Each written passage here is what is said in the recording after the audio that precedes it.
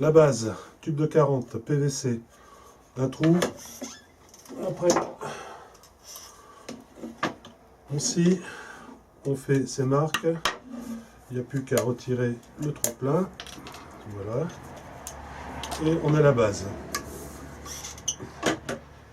Il ne reste plus qu'à faire ça à la lime, à la meule, petite Dremel. La petite Dremel, ça marche très très bien. C'est impeccable. Petit coup de ponçage après si on veut le peindre.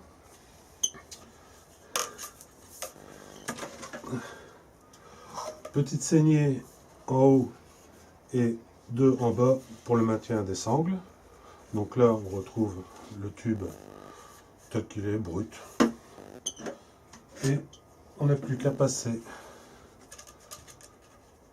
la sangle. Voilà. Un point de couture. Et après, on n'a plus qu'à passer pour le genou. Voilà. C'est fait, c'est simple. Et ça coûte rien. Ça vaut... C'est du bricolage, ça coûte rien. Il y a possibilité de le faire par rivetage. Alors ici, par rivetage, pour les aficionados du rivetage. Par contre, au niveau du rivetage, comme pour la partie, donc pour la partie poitrail, ce qu'il faut c'est une sangle large, parce que si on prend une sangle trop fine, ça va tourner. Lorsqu'on va s'en servir, mettre la canne dedans, ça va bouger. Alors soit on rift, voilà tout simplement, avec des rondelles en inox pour pas que ça rouille. Je ramasse ce qui est tombé. C'est bon. Et après on fait l'attache. Voilà.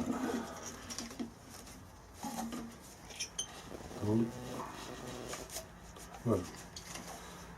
Il n'y a plus qu'à fermer et règle la taille selon la corpulence de la personne et ensuite faire un point de couture pour plus que ça bouge. Donc là c'est impeccable. Alors par contre pour ceux qui vont faire du rivetage, ce qu'il y a surtout intérêt de faire, c'est quand vous chauffez, faire un trou au fer ou un clou et bien aplatir, voilà, comme ça, pour pas que la sangle se défasse. Donc le petit détail, mais qui a son importance. Donc voilà, ça c'est le support de canne à la jambe ou au poitrail, c'est nickel. Ça permet de faire plein de choses. On a les mains libres, on fait ce qu'on veut. Et cerise sur le gâteau, génial. Petite blague. Ensuite, j'ai la cuillère pour anguillon, pour d'autres choses aussi, qui est spécifique. Zoom. Alors, ce qu'il faut, c'est un clou. On retrouve 1,5 mm. On coupe la tête et on met sur un coin de bois. Voilà, sur un petit coin de bois, ce qui permet d'avoir de la force pour travailler.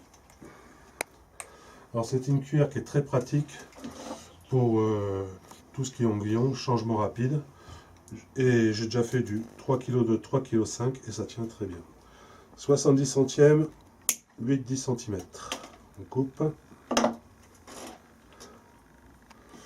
On se met sur le clou, on pose et on fait un 3/4 de tour. Voilà. Première boucle. Ensuite, on prend le tire-au-ligne. Voilà. On remet dans le clou de l'autre côté à l'envers et on fait un tour. Je tourne.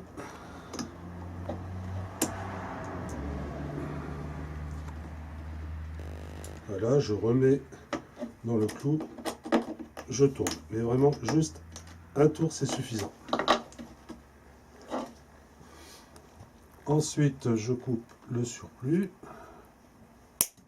Voilà. j'axe la boucle. Voilà, la boucle est axée. On enfile une perle à paillettes.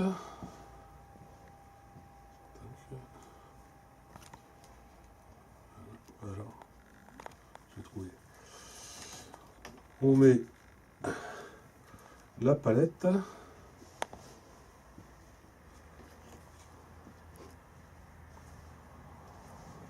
Voilà.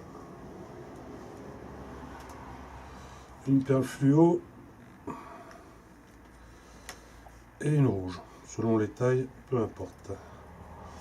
Voilà. On ramène tout au bout, on revient sur le clou, on refait un quart de tour. Voilà. Toc. On axe la boucle. On rabat comme ceci. Voilà.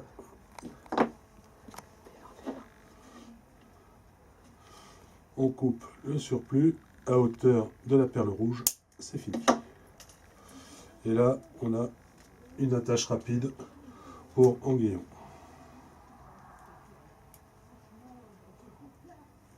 Voilà, on met l'aiguillon, on rabat la perle, ou les deux perles, et voilà.